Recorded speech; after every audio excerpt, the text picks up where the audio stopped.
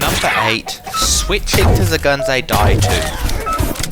A lot of inexperienced players are unsure of which weapons are best, and they commonly ask what gun to use, but that is not the focus. The focus is something else. When an inexperienced player loses in a gunfight to a different weapon, something might go on in their inexperienced brain.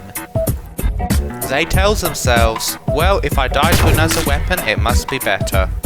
The truth is, it's a lot more complicated than that, and all weapons are good in certain situations. It reminds me of the good old days in 2020, where every time I went off with a kill streak with the AK-47, I'd get the whole lobby switching to the same gun. And nowadays, it can still be similar in a lobby of new players. Number 9. Trying to use the RPG at close range.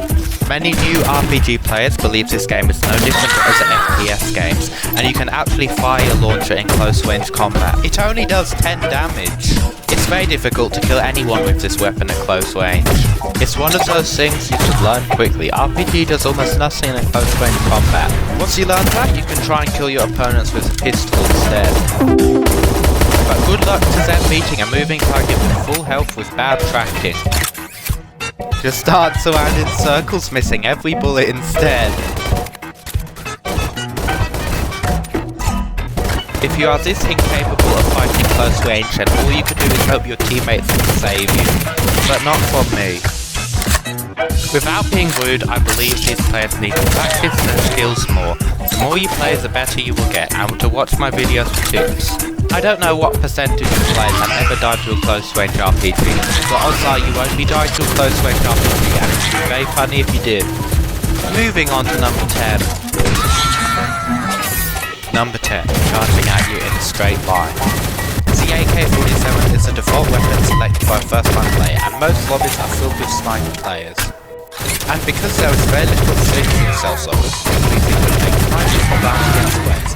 Charging in a straight line is an almost guaranteed death.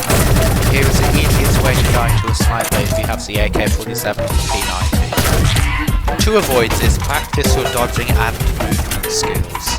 The only thing to save you dying a noob's death is armor. The only gun you can get away with this is a scrambler, if you're quick enough. Number 11. Thinking that one weapon is always the best gun and takes the most skill out of any weapon. This wasn't made to offend people, but many inexperienced players instantly pick the bolt axe and sniper and claim it takes the most skill out of any gun. It's a noob thing to assume the most used weapon takes the most skill and all the other weapons are no skill. The truth is, all guns take a different type of skill to use. Don't go and be toxic in the comments now. Instead, go for one-shot kills with a free weapon. That takes a lot of skill. Some players are very stubborn and don't change their opinion and refuse to believe any other guns take skill.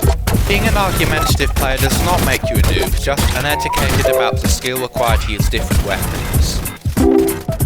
Don't be this guy. Get skilled with many different weapons and then say the bolt axe and take the most skill again.